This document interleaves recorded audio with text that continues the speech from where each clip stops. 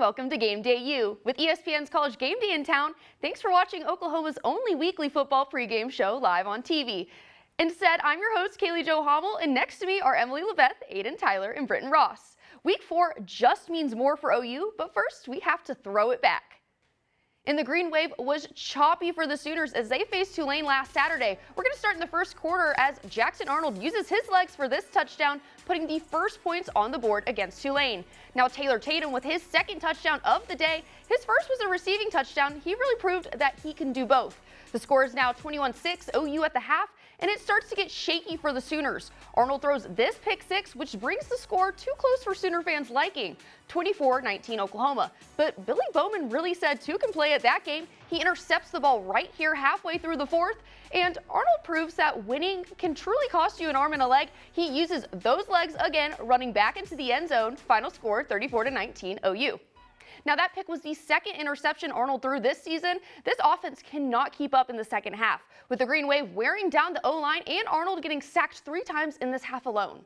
Hey now, we can't be too harsh on Jackson Arnold. Even with getting pressured, he rushed for 97 yards and 2 rushing touchdowns. And I agree about the O-line. It's making the run game look poor. And it's not great when the QB rushes for more yards than every running back combined. The Sooners were putting in work up front. The Green Wave were rode backwards on 7 plays by the Oklahoma D. R. Mason Thomas led the way with 3 of the team's 7 tackles for loss. And OU now ranks 27th in total defense. Well, the Sooners have forced 2 more turnovers last week, putting them at 10 for the season in just 3 games. OU is tied for first in the country at forced turnovers and are second in turnover margin. The defense has been the star of the show, and that a big part of the reason why. Billy Bowman Jr. He had the play of the game with his first interception after having 6 last season. The senior recognizes there's work to be done before going to war with the Volunteers. We've been doing a pretty good job all year, playing solid defense and forcing turnovers. But I feel like, personally and collectively, we all know we have room to improve and get better. Starting conference play in the new conference is going to be, one of my dreams. I'm sure it's a lot of our dreams on players on the team, but Tennessee's a good team. We're going to have a good matchup on our hands. While Bowman and the defense have been great to start the season, the offense has been lacking, specifically the run game. Like I mentioned earlier, the Sooners are ranked 11th in the SEC in rush yards per game, and Brent Venables knows this group has to be better as they enter conference play. The run game, we had some good runs, and the exact same thing the players heard is, man, that's got to, that 6-yard run should be a 25-yard run. That 15-yard run should be a 40+ or house call. And we haven't been there, and we're a little closer. We got to make people miss on that third level. That's what good players do. The SEC is known for loud crowds and tradition, such as Rocky Top at Tennessee and Roll Tide at Alabama. However, Boomer Sooner has not been echoing through 3 games. The crowd has left OU games early this year, and Danny Stutzman is urging Sooner Nation to step up their game. Yeah, usually games start out great. I think fourth quarter wasn't to the standard, but I'm sure Bob Stoops would call out the fans and do something like that. Need a little extra juice for this one? It wouldn't hurt. I think it's only going to help us. With a kind of a younger quarterback, I think that's what you kind of need. R. Mason Thomas might have been the Sooners' life vest against the Green Wave last week. Thomas finished with 3 sacks, a pass breakup, and a forced fumble, which he recovered. But he says he should have been able to make a house call on that fumble recovery. Look at that one feel like he tackled me on my waist. I couldn't do it's hard to break a tackle from your waist. But I was definitely trying to take that to the crib for sure. No, a lot of them were saying how they're gonna block if I broke that tackle for sure. If they said if I broke that tackle, we'd have been going stupid. We'll move over, Smokey, with College Game Day in town. Ben's the only dog that I care about. Our Abby Williams is live from the South Oval. And Abby, have you caught a glimpse of him yet? Absolutely, Kaylee Jo. I was out here this morning talking to some fans. Stick with us to see just how early some of these fans got out here.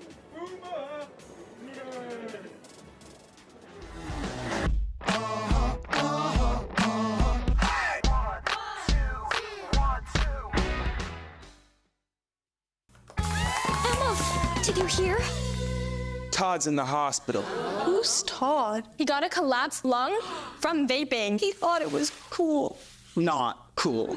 Promise you won't vape, Emma. It can lead to a lifelong addiction. And we can't be friends if your lungs collapse.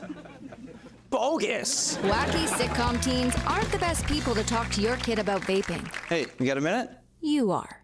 Start the conversation with your child about vaping today. Hear that?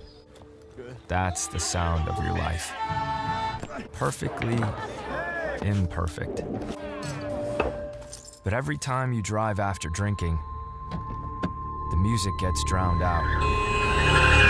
Your life sounds pretty great. Don't let a buzz ruin it. Buzzed driving is drunk driving. Don't drive buzzed. When we have the food we need, we are at our best. We push further. We rise higher. We unlock our full potential. When we have the food we need, we make our communities stronger. Together, we can help everyone get the food they need to thrive. Join the movement to end hunger at feedingamerica.org/actnow. Water is our most precious resource and something that should be conserved and used wisely. Here are some water conservation tips you can try. In the kitchen, collect the excess water you use to rinse produce and use it to water houseplants. Also, soak your pots and pans instead of letting the water run while you scrape them. Water is life. This message was brought to you by the City of Norman.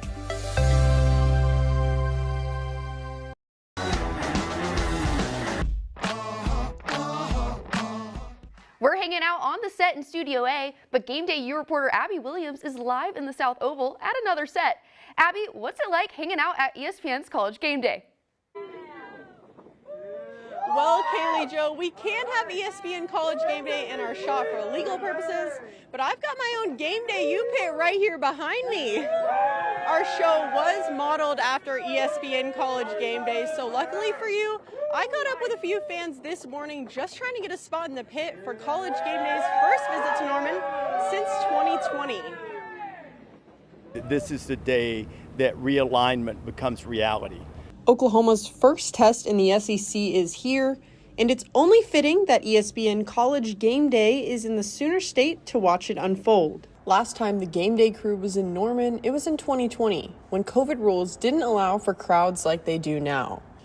And College Game Day host Reese Davis is ready to see the people of Norman show out again. The year that, at least in terms of crowds, we'd all like to forget, weren't able to have that. So it'll be much better here, and we're looking forward to it, and hope they're as excited to see us as we are to see them. That was yesterday, and while Reese and his crew prepare for the show, OU fans are down on the South Oval just trying to get a spot in the infamous College Game Day pit. Some fans woke up at crazy times for this opportunity. We got here at like 10 p.m. 4:30. Got here at 3 a.m. last night, but it's all worth it. Here around 5 o'clock. With signs everywhere and a full South Oval, I think it's fair to say Sooner fans are SEC ready. But the team gets the opportunity to prove their readiness tonight. The Sooners are 6-2 when hosting College Game Day and 3-1 against Tennessee. Now tonight at 6:30, they have their first SEC game ever. Coming to you live from the South Oval, I'm Abby Williams, Game Day U. Thanks, Abby. Looks like a great time out there, but like you said, we have our own game day show to get back to. OU officially joined the SEC on July 1st, a full day of celebration, and fans, coaches, and OU alumni came together to share their opinion on the conference move, and I got the story. Kings of the conference. Sitting at the head of the throne of the Big 12 is none other than OU football. The Sooners claim 14 championships for the conference, which is not only the most, but 10 more than the team in second, Texas. I spoke to two analysts on how OU will stack up against the other teams in the SEC conference. I feel like the SEC understand, most of the fan bases in the SEC understand the brand, understand the history, understand most of the traditions. The fact that for the last 25 years this program has won way more games than it's lost and more championships than it hasn't on a conference level, they get that. A former Sooner player isn't as optimistic the conference is ready for the addition of OU. I do kind of wonder if they know exactly what they're getting. I think that it seems sometimes like Texas is the prize and Oklahoma is just kind of somewhat of a throw-in. I don't know if they fully appreciate or understand the tradition of this place. But he is confident the Sooners can hang in their first SEC test. Josh Heupel is going to bring his team in ready to roll, and I think everybody's going to get an idea just how ready Oklahoma is. And I think it's interesting because both those teams are very similar. Talented defenses, young quarterbacks, and I think very similar expectations, and will probably be ranked in a similar spot. OU is swimming with sharks now. As of today, 6 of their 8 remaining SEC opponents are ranked in the top 20. Reporting for Gameday U, I'm Emily LeBeth. Thanks, Emily. When we return, we won't be singing Rocky Top, but we will be talking it. We have all you need to know about OU football's first SEC opponent.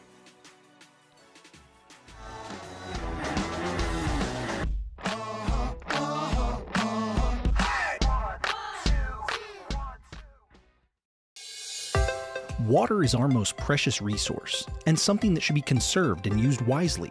Here is a water conservation tip you can try.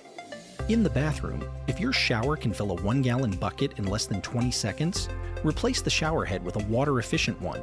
They are cheap, easy to install, and can save you up to 750 gallons a month. Water is life.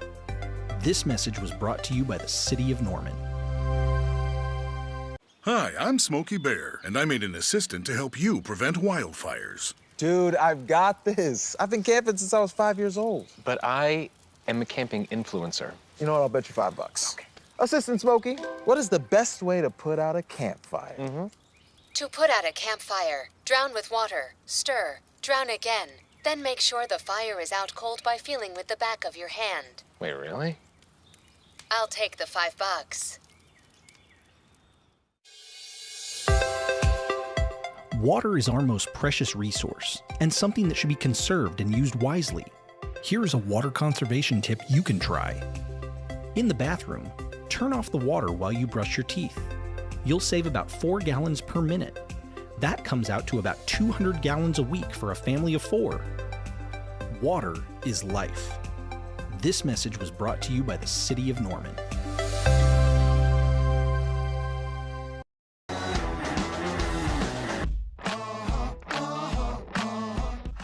Welcome back to Gameday U. I'm not your host, but I've got the most info on Josh Heupel.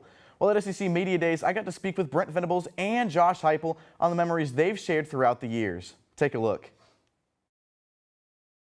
24 seasons ago, the Oklahoma Sooners won the national championship, but they haven't won one since. Tennessee head coach Josh Heupel was the quarterback for that team, and Brent Venables was only an assistant coach on the coaching staff. Heupel would later join Venables on the coaching staff in 2004, and both coaches reflect on the time that they have spent together. I had this deep appreciation for Josh, certainly first and foremost as a player, to experience my first national championship as a coach. I've always looked back and said, man, we couldn't have done it without Hype. His leadership, what he was able to do from a transformation standpoint to our locker room, the guts and the toughness that he played through that 2000 season. So I've always held him up here on this pedestal when it comes from a player standpoint. No surprise, as a coach's son, the level of success that he has had. Unique time going there as a player and what we were able to accomplish. Great teammates, great coaches, a lot of friends. So I've always had great admiration for the people inside of that state. For me, I'm not at Tennessee if I wasn't at Oklahoma beforehand. Heupel has come a long way after being fired from Oklahoma in 2014 to now being on the College Football Hall of Fame ballot. Reporting from SEC Media Days in Dallas, Texas, I'm Aiden Tyler.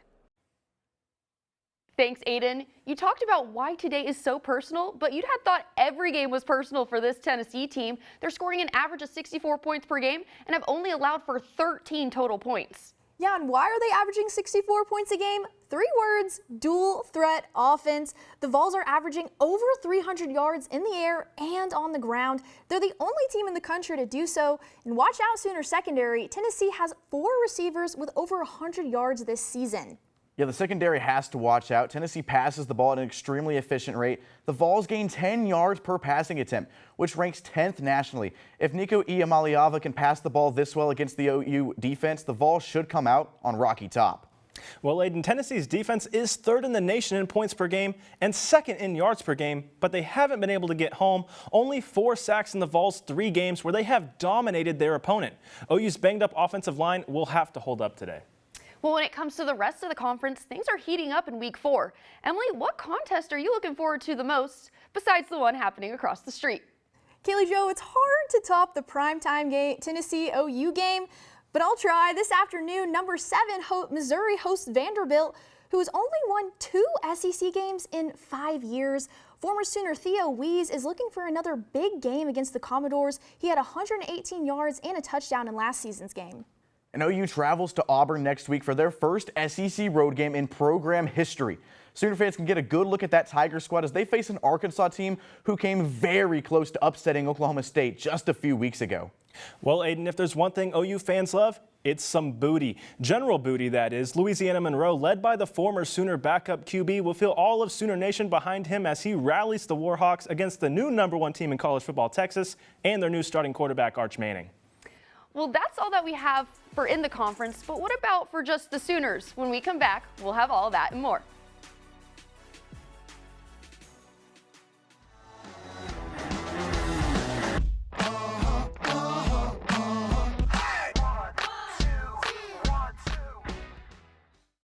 People couldn't see my potential, so I had to show them. I've run this place for 20 years, but I still need to prove that I'm more than what you see on paper. Today, I'm the CEO of my own company. It's the way my mind works. I have a very mechanical brain. Why are we not rethinking this? I am more. I'm more than who I am on paper.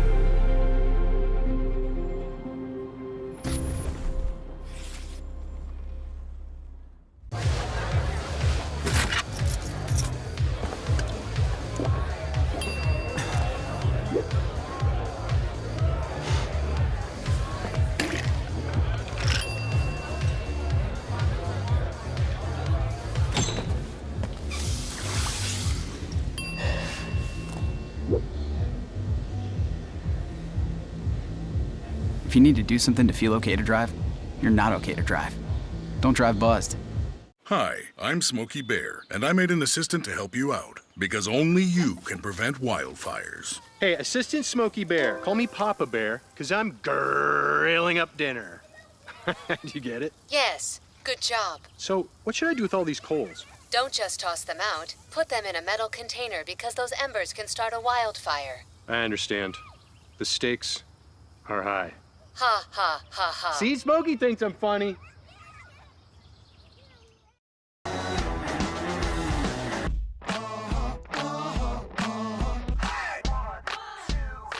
We're back from the break, ready to break down what or who you should be watching for now. And I know he threw a pick, but Jackson Arnold has been taking some notes from Forrest Gump. Before Tulane, the OU quarterback hadn't rushed for more than 39 yards in the Crimson and Cream. The 1-yard touchdown run during OU's opening drive wasn't a showcase of the mobility to come. Arnold ran for a total of 97 yards, running the ball 14 times and for 2 total touchdowns. The last time a Sooners QB ran for 100 yards in a game was last season, Red River rivalry, and Dylan Gabriel was at the helm. Now with Nick Anderson and Andrell Anthony listed as probable on the injury report, I'm expecting more of an air show from Arnold on Owen Field today. Kaylee Jo, you might be getting that air show, but from Tennessee. This is the OU defense's first shot at a tough offense. Last season, OU played the 9th best offense in the country, Texas, and the D showed out, recording 2 picks, a fumble, 5 sacks, and a goal line stand. Against another top 10 offense in TCU, they gave up 45 points. Now they're facing the number 2 attack. The last time a Venables defense played a Heupel offense was in 2014 when Clemson blew out OU 40-6. With the Vols starting left tackle Lance Hurd ruled out for tonight's game, that's a big help for the defense and R. Mason Thomas. The Sooners' offensive line allowed 9 sacks on the season over just 3 games. The pressure Jackson Arnold has faced has been obvious, but now the O-line faces their toughest assignment so far, James Pierce Jr. The edge rusher is ranked 3rd on Mel Kiper's big board of NFL draft prospects, and the threat passing the ball certainly exists, but Tennessee's defense is elite at stopping the run too. The Vols are allowing just 46.5 yards per game on the ground. The big boys up front need to be ready to step up for their James Pierce-sized problem. Well, Aiden, where there's bad O-line play, that comes bad running back play. The running back position has consistently been a struggle to find a true starter going back all the way to last season. The coaching staff's constant rotation of RBs makes it nearly impossible for someone to stand out and take that starter spot. Gavin Sawchuk's carries by game this year, 6, 4, and 6. Only 16 carries in 3 games for the guy we all thought was going to be the starter. So far, it's been true freshman Taylor Tatum as the only running back to score a touchdown, and he has 3 times. The only thing is for sure, Jackson Arnold cannot be this team's leading rusher at the end of the year like he is right now. Emily, Aiden, and Britton will be leaving, but you should stay with us. When we return, we'll have a new group of analysts ready to make some college football picks.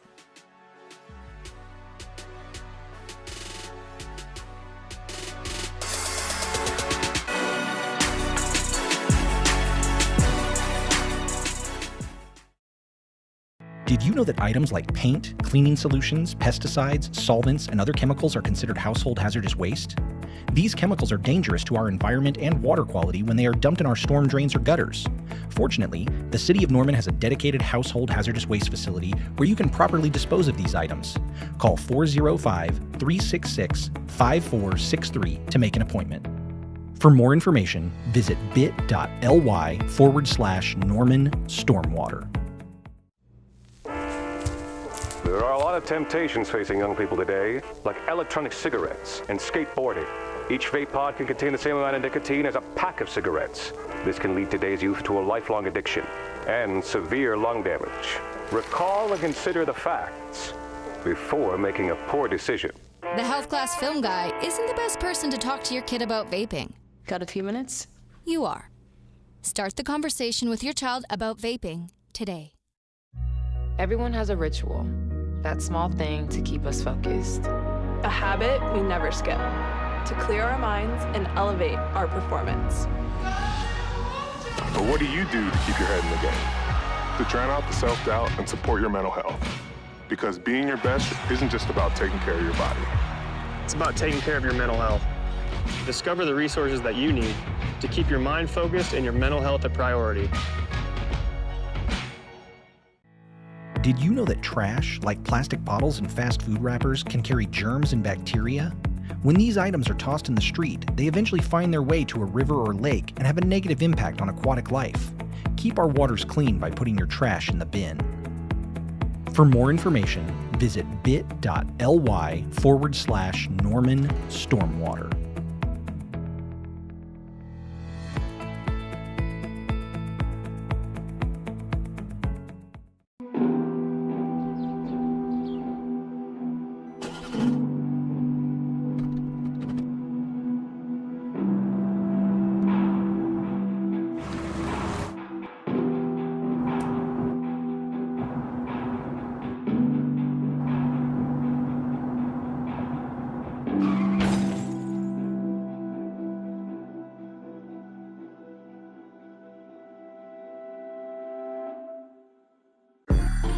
I'm an ex-drug dealer, and I'll be your sub today.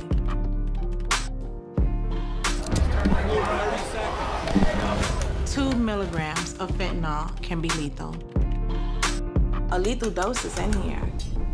Who gets it, I won't know. It's cheap, it's potent, and it's profitable. The sad reality is, fentanyl is being mixed into everything now. More kids should know.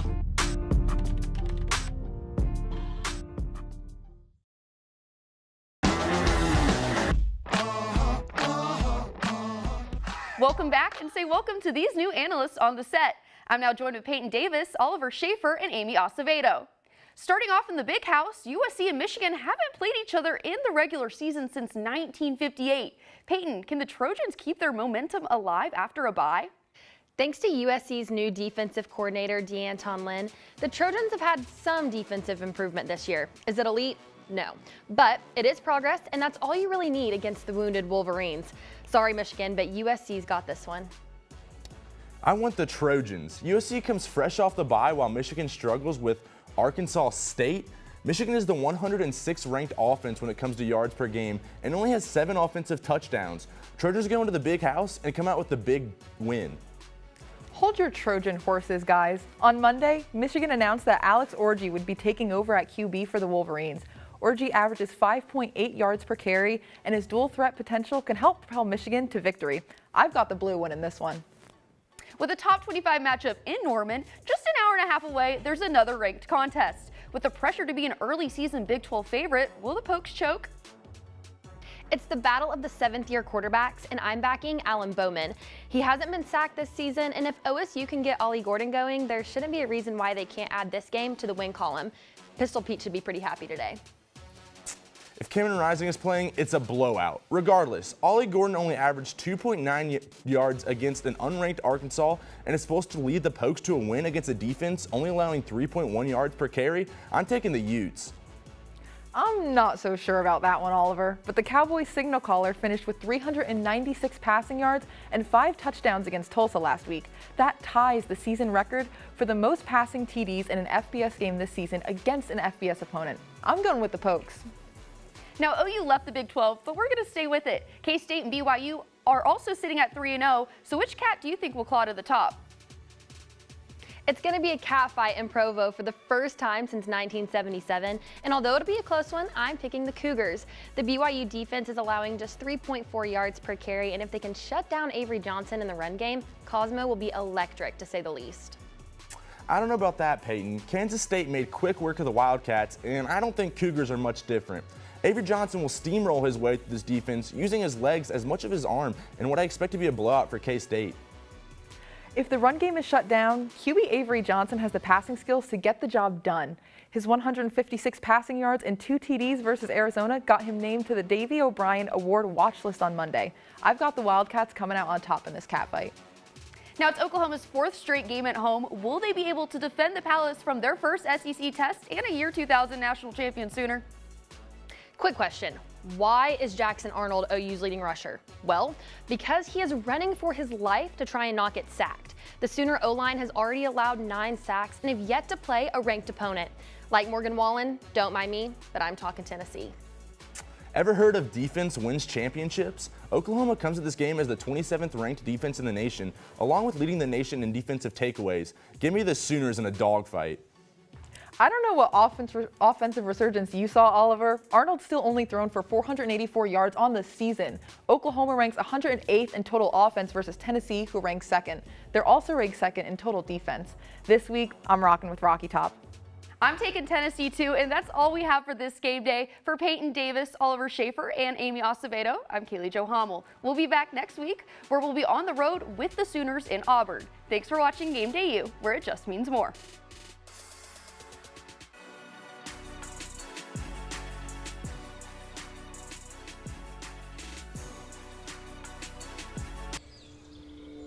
Hear that? That's the sound of your life. Perfectly imperfect.